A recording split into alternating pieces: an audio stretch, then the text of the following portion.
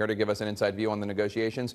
Congressman Robert Pittenger, Republican from North Carolina. He serves on the House Committee on Financial Services, and he voted for this deal. Congressman, thanks for joining us. How did these funds for this dam in Kentucky, how did they get attached, and does that concern you at all?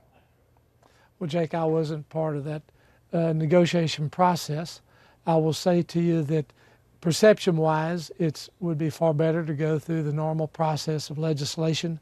But really the big issue on the table right now that should be of concern to every American is a $17 trillion debt and $60 trillion of unfunded liabilities.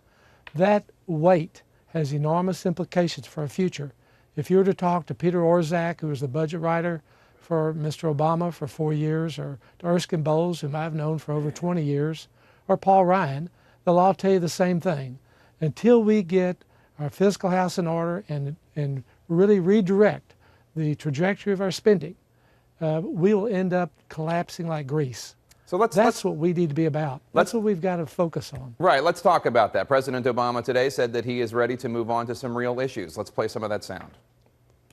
Passing a budget, immigration reform, farm bill. Those are three specific things that would make a huge difference in our economy right now. So let's talk about passing a budget. House and Senate Democrats and Republicans are going to meet to discuss the nation's finances. President Obama has said he wants a big deal to reduce the deficit and start chipping away at the national debt. He says he's willing to include trimming social safety net programs or entitlements, but the Republicans need to be willing to raise some taxes. He says everybody needs to be in this together. Are you up for a deal like that?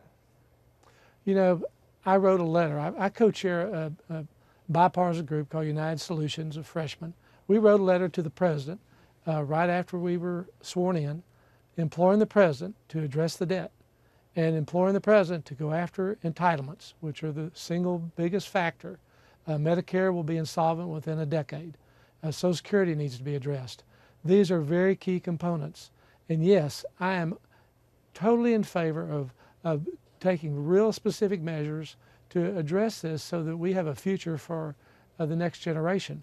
We cannot allow this type of obligation to continue. Unfortunately, when the president has had the megaphone to the American people in his inauguration or his State of the Union, he didn't bring up the debt or the deficits. When we met with him as House Republicans, we met an hour and a half. When he walked in the room, we stood and we clapped because he's President of the United States.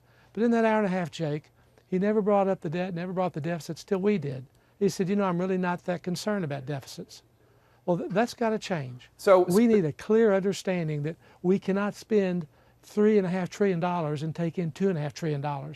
That's why we had to raise the debt ceiling. So because we continue to spend every year. I hear you and I agree with you, but I think President Obama, he makes 2 points about why increasing taxes need to be part of this. And I would be asking a Democrat the same question about trimming social safety net programs if I were interviewing one right now. But the sticking point for Republicans is increasing taxes. President Obama says, one, I can't ask for seniors to make sacrifices without asking the wealthiest Americans to do so as well. And then he says, two, politically, he can't ask Democrats to, in the House and the Senate, to vote for something that trims these programs without asking for them to, asking Republicans to vote for something they don't want to do, which is raise taxes. Are you willing to enter into a deal, hypothetically? I'm not saying commit to any one piece of legislation, but hypothetically, if there were cuts to some of these programs, would you be willing to contemplate, entertain the notion of tax increases? Jake, the president asked for and he received a $600 billion tax increase from the wealthiest of the American people. He got that at the beginning of this year.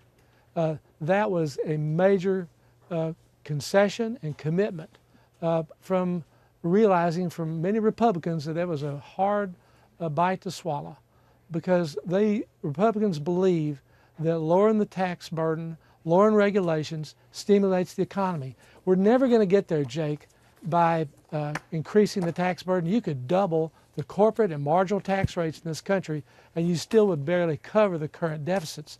We've got to grow our economy. When Ronald Reagan lowered the tax burden and lowered the regulation in the early 80s, we were creating 3 or 4 or 500,000 jobs a month. One month we created 1 million jobs. That's remarkable. We're sputtering along right now at a 1.8% economic growth. We have unemployment at 7.45%. In reality, it's probably 13%. We consider the people that have quit looking for jobs.